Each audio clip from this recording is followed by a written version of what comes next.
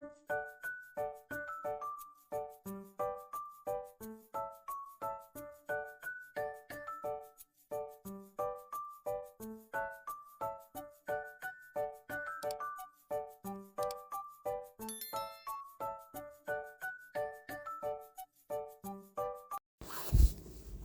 আলাইকুম, কেমন আছেন সবাই? আশা করি সবাই খুব ভালো আছেন। আমিও আল্লাহর রহমতে অনেক ভালো আছি। আজকের ভিডিওটা আমি রাতে থেকে শুরু করেছি। এই শীতের সময় নানান পদের পিঠা পুলি আয়োজন করা হয়। গ্রামে গঞ্জে বেশি করা হয়। গ্রামের নানি দাদিরা কিন্তু আরও নানান রকমের শীতে মৌসুমে খুব নানা রকমের নানা উপকরণের পিঠা পুলি তৈরি করা হয়। খেতে কিন্তু খুবই ভালো লাগে, কিন্তু আমাদের ঘরের এক একটা সদস্য তেমন পিঠা একেবারেই পছন্দ করে না। বিশেষ করে আমার বাচ্চাদের বাবা একেবারে কোনো পিঠেই পছন্দ করে না। শুধু চিতই পিঠা শুধু পছন্দ করে, তেমন একটা পছন্দ করে না। তবে শীতের সিজনেতে পিঠাপুলি কম আর বেশি বানাতেই হয়। তারপরে চিন্তা করি যে সবার সাথে যদি দুই একটা খায়, এটাই মন্দ কিছু নয়। এই জন্য যেহেতু আমি পিঠা তেমন একটা বানানো পড়ে না, শুধু একমাত্র ননদের জামাইকে যখন আর কি ননদের বাসায় দিতে হয় কিংবা ননদেরকে দাওয়াত দিয়ে যখন পিঠা দেই, তখনই ওই হিসেব করেই বানানো হয়। তবে আমি কিন্তু তেমন একটা পিঠা বানানো আমার হয়ই না, কারণ আমার মা সব সময়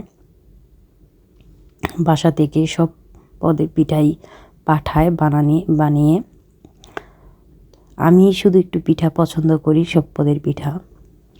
আমার বাচ্চারাও তেমন একটা পছন্দ করে না। আমার শাশুড়ি মা পছন্দ করে, কিন্তু যেহেতু পিঠা সব পদের পিঠাই কিন্তু একটু মিষ্টি জাতীয় জিনিস না দিলে কিন্তু মিঠা মজা লাগে না, মানে স্বাদও আসে না। কিন্তু আমার শাশুড়ি মা ডায়াবেটিস, এই জন্য পিঠা খায় কিন্তু বেশি পরিমাণে খেতে পারে না। যাই হোক, রাতে বয়েসটা দিচ্ছি এই কারণে আমার গলাটা কেন যেন একটু ডেবে ডেবে যাচ্ছে।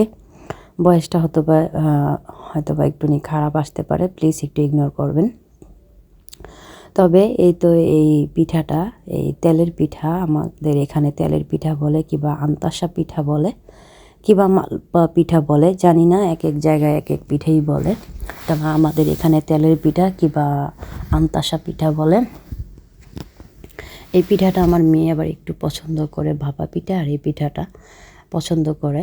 তার ছেলে খায়, দুই একটা খায়, কিন্তু ওদের বাবা তো একেবারেই খায় না। যাই হোক, তারপরও বানিয়েছি। পিঠা বানাতে কিন্তু অনেক পরিমাণে খরচ হয়, কিন্তু কষ্টও হয় আবার খরচও হয়। তারপরও তৃপ্তিভাবে খেয়ে একমাত্র ঘরেই কিন্তু বানানো হয়। তৃপ্তিভাবে খাওয়ার উদ্দেশ্য করে বানালে তার কিছু কিন্তু বানানো হয় না। এই জন্য ছেলে মেয়েদেরকে একটু ঘরেই বানিয়ে দিলাম।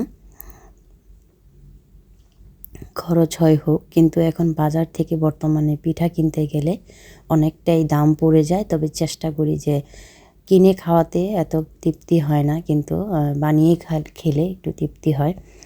যাই হোক, এই তো তারপরের দিন সকালের ভিডিও। সকালে একটু অনেক দূরে যাব, কোথায় যাব ভিডিওতে শেষ পর্যন্ত দেখতে থাকেন, অবশ্যই জানবেন। তো সকালে উঠে আমি সিম্পল দুইটা আইটেম রান্না করেছি। একটা তরকারি, মাছের তরকারি, আমি পেঁয়াজ দিয়ে আর পেঁয়াজ কলি দিয়ে ভুনা করে মাছ ভেজে রান্না করেছি, আর সাথে এই তো আলু ভর্তা। এটাই আজকে দুপুরে রান্নাবান্না আমাদের।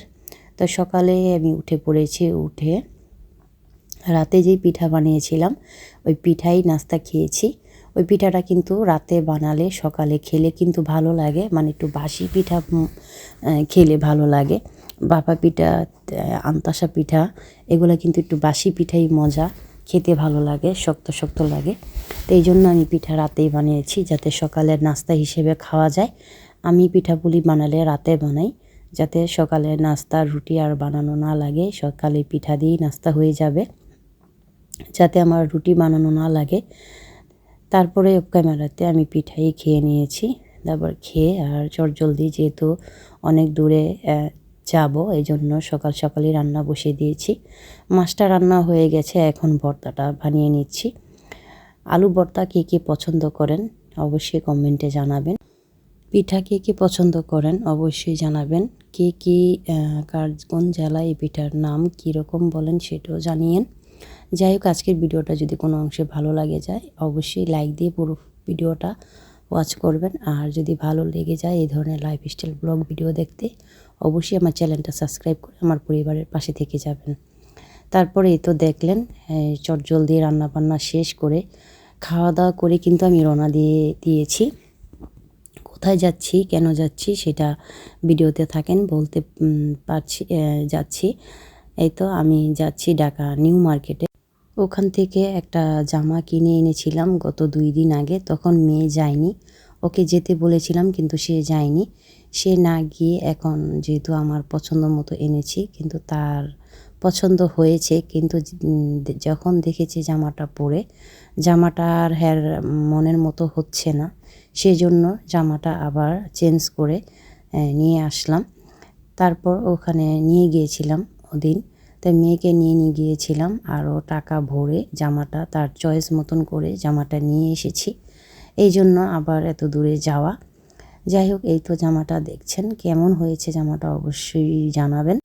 সামনে একটা বিয়ে আসছে আমার ননদের, তার ননাসের মেয়ের বিয়ে, তো ওই জন্য আর কি কেনাকাটা করা। তো চিন্তা করেছি একটু ভালো কোয়ালিটির মধ্যে কিনে দিই, যাতে ঈদের মধ্যে আর না কিনা লাগে। তো এই জন্য আমি একে তার পছন্দ মতোই কিনে দিলাম। যাই হোক, এটা তার অনেক অনেক পছন্দ হয়েছে। সামনে বিয়ের ব্লগ আসছে, আপনারা অবশ্যই দেখবেন। আর যদি ভালো লেগে যায় আমার চ্যানেলের পাশেই থেকে যাবেন। আর মেয়ে এই ড্রেসটা পরবে বিবাহের দিন, মানে বিয়ের দিন পরবে, অনুষ্ঠানের দিন পরবে। কেমন লাগবে অবশ্যই আপনারা দেখতে পারবেন। আজকের মতো এ পর্যন্তই। আল্লাহ হাফেজ, আসসালামু আলাইকুম।